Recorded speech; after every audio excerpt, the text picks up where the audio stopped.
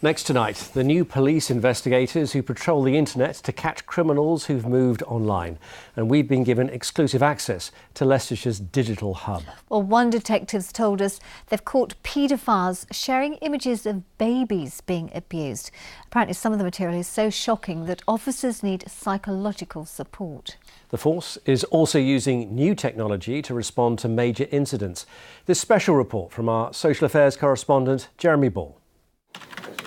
All officers straight to the scene, please. Protect the public. Silver Command at Leicestershire's police headquarters. What's the update on injuries, please, Dale? This is where they deal with everything from shootings to the Hinckley Road explosion, even Leicester City's victory parade. Josh, could you just find out how the duty negotiator, please? Every officer, every car is now monitored live and equipped with a mobile computer. They've got an emergency button. If they get in trouble, they can press that. We know where they are instantly.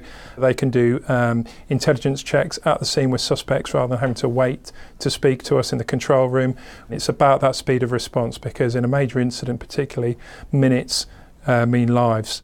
But Lorik Labato lost his life. He was stabbed to death in Leicester. This is the 999 call of the incident itself. This is how Chris helped catch Lorik's killer.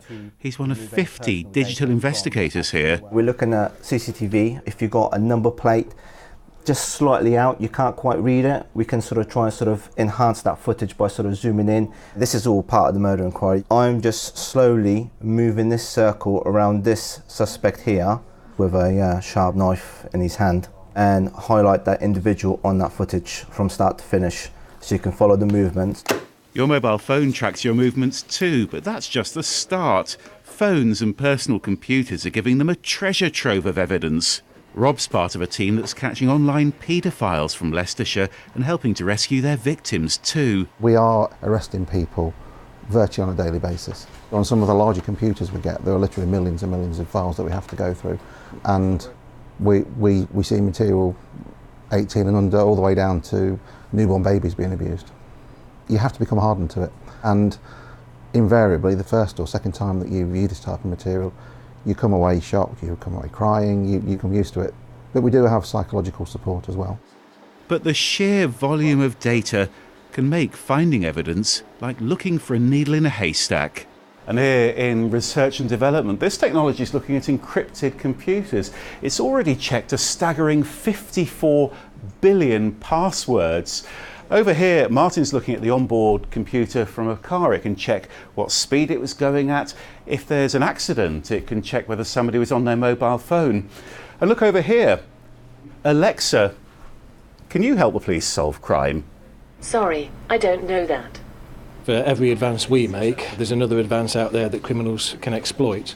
So we have to find a way of gathering that data, identifying it and breaking any encryption and passwords that might be associated with it. Isn't there a danger, though, that this is turning all of us into suspects and invading people's privacy? Previously, we would have used warrants to go through the front door of a suspect's address. We might have seized firearms or drugs.